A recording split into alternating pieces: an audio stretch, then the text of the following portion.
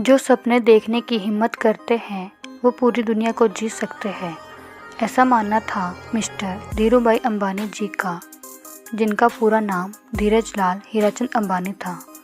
और आज की हमारी वीडियो में हम बात करेंगे धीरूभाई अंबानी के एक मिडिल क्लास फैमिली से दुनिया के रिचेस्ट पर्सन बनने के सफ़र के बारे में। तो चलो शुरू करते हैं। धीरूभाई अंबानी जी का जन्म 28 दिसंबर 1932 को गुजरात के जूनागढ़ ज़िले के छोटे से गांव चोरवाड़ के बनिया फैमिली में हुआ।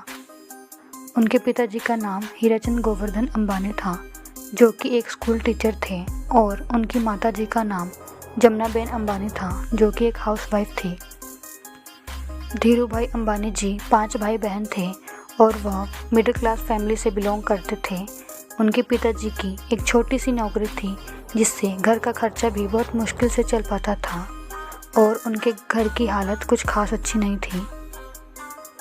ऐसे में धीरूभाई अंबानी जी का 4 भाई बहनों के साथ पढ़ाई कर पाना आसान नहीं था, इसलिए उन्होंने अपनी पढ़ाई हाई स्कूल में ही छोड़ दी और घर चलाने के लिए अपने पिताजी की हेल्प करने लगे, और उन्होंने बहुत सारे छोटे मोटे काम करने शुरू किए।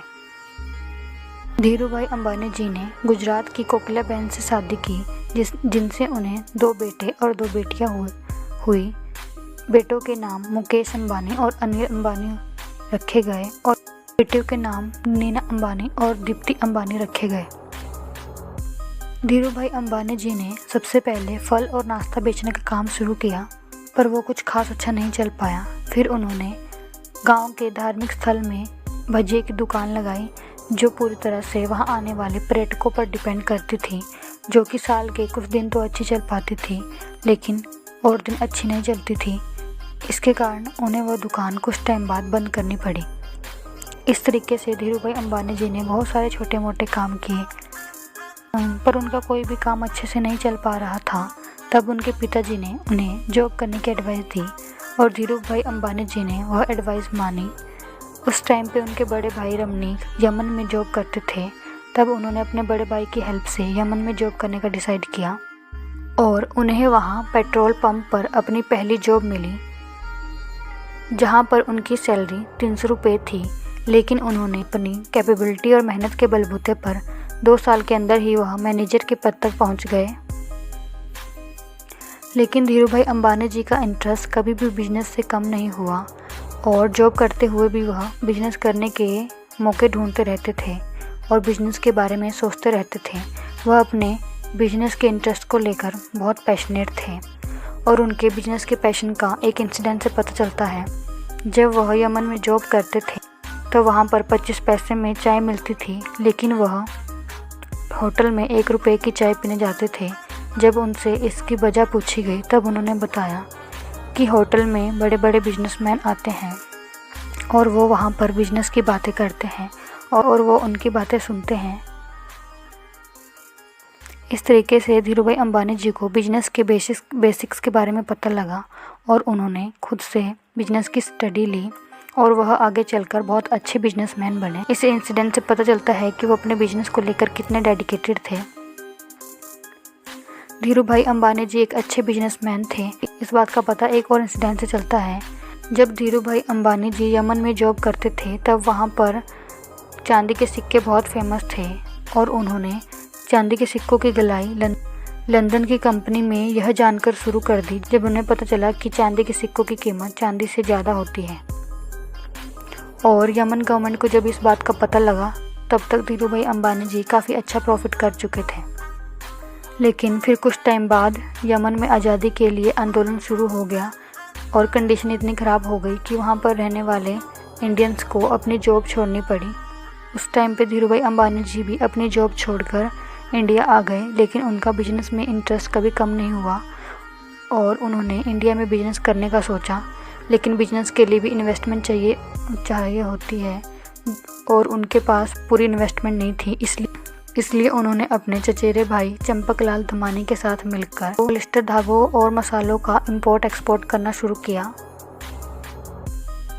और फिर बाद में सिर्फ 15,000 रुपये में उन्होंने रिलायंस कमर्शियल कॉरपोरेशन की शुरुआत मस्जिद बंदर के नरसिम्हा स्टेट के छोटे से ऑफिस से करी। जिसमें शुरुआत में उनके ऑफिस में सिर्फ एक टेलीफोन, टेबल और 3 कुर्सियाँ थीं और सिर्फ 2 ही वर्कर काम करते थे। इस बिजनेस को करने के पीछे धीरूभाई अंबानी जी का मोटिव सिर्फ प्रॉफिट अर्न करना नहीं था, बल्कि अच्छे क्वालिटी और क्वांटिटी वाले प्रोडक्ट बनाना था। तब उनके फैमिली मेंबर भुवनेश्वर में जय हिंद स्टेट में एक छोटे से अपार्टमेंट में रहते थे। धीरूभाई अंबानी और चंपकलाल धमानी दोनों का बिहेवियर एक दूसरे से बहुत अलग था और उनके बिजनेस करने के तरीके भी एक दूसरे से बहुत अलग थे, इसलिए वह ज़्यादा टाइम तक साथ में काम नहीं कर पाए। क्योंकि जहां पर चंपकलाल धमानी एक स्ट्रिक्ट बिजनेसमैन थे, पर धीरूभाई अंबानी जी एक रिस्क टेकर थे, इसलिए 1965 में धीरूभाई अंबानी जी ने चंपकलाल धमानी के साथ पार्टनरशिप खत्म कर दी। उसके बाद धीरूभाई अंबानी जी ने सूत बिजनेस में अपना हाथ डाला, जिसमें और बिजनेस की तुलना में लॉस होने के चांसेस थे, लेकिन उन्होंने अपनी पॉजिटिव सोच और समझदारी से बिजनेस को एक छोटे से स्टोर से शुरू किया और काफ़ी अच्छे मुकाम तक पहुंचाया। और वह अपनी मेहनत और काबिलियत के बलबूते पर बॉम्बे सूट व्यापारी संगठन के संचालक बने और साथ ही उनको क्लॉथ बिजनेस की काफ़ी अच्छी नॉलेज हो गई। बिजनेस में काफ़ी अच्छी अपॉर्चुनिटी मिलने के बाद उन्होंने अहमदाबाद के नरोदा में एक टेक्सटाइल मिल ओपन करी, जहां पर कपड़े बनाने के लिए पॉलिस्टर के धागों का यूज़ होता था। धीरूभाई अंबानी जी ने ब्रांड का नाम विमल रखा, जो उनके बड़े भाई रमणीक के बेटे विमल अंबानी के नाम पर रखा गया। शुरुआत में उन्हें कंपनी चलाने में थोड़ी प्रॉब्लम फेस करनी पड़ी, लेकिन फिर उन्होंने विमल ब्रांड की मार्केटिंग बहुत बड़े लेवल पर करी, जिससे हर घर में विमल ब्रांड फेमस हो गया और हर घर का हाउस होल्ड नाम बना। और फिर 1975 में वर्ल्ड बैंक की टेक्निकल टीम ने रिलायंस टेक्सटाइल का दौरा किया और उसे विकसित देश के मानकों से भी अच्छा बताया। 1980 में धीरूभाई अंबानी जी पॉलिस्टर फिलामेंट यार्न को बनाने के लिए गवर्नमेंट से लाइसेंस लेने में सफल हुए। उसके बाद धीरूभाई अंबानी जी लगातार ग्रो करते गए। धीरूभाई अंबानी जी को इक्विटी कल्ट को इंडिया में शुरू करने का क्रेडिट भी दिया जाता है, क्योंकि जब 1977 में रिलायंस ने IPO जारी किया था, तब 50,000 से भी ज़्यादा इन्वेस्टरों ने उसमें इन्वेस्ट किया था। और इसके साथ धीरूभाई अंबानी जी ने गुजरात और दूसरे राज्य के गांव के लोगों को यह कहकर कन्विंस किया कि जो भी उनकी कंपनी के शेयर खरीदेगा उसे प्रॉफिट ही होगा। उसके बाद धीरूभाई अंबानी जी ने अपने बिजनेस को अलग अलग फील्ड में ग्रो किया, जैसे कि petrochemical, telecommunication, IT sector, energy, electricity, retail, textile, infrastructure services, capital market and logistics etcetera. Dhirubhai Ambani ji के दोनों बेटे मुकेश अंबानी और अनिल अंबानी भी नए नए आइडियाज़ को लेकर रिलायंस इंडस्ट्री को ग्रो करने लगे। धीरूभाई अंबानी जी ने अपने बिजनेस की शुरुआत एक छोटे से कमरे से की थी, लेकिन 2012 तक उनकी कंपनी में 85,000 से भी ज़्यादा वर्कर्स काम करते थे और सेंट्रल गवर्नमेंट के पूरे टैक्स में से 5% रिलायंस देती थी।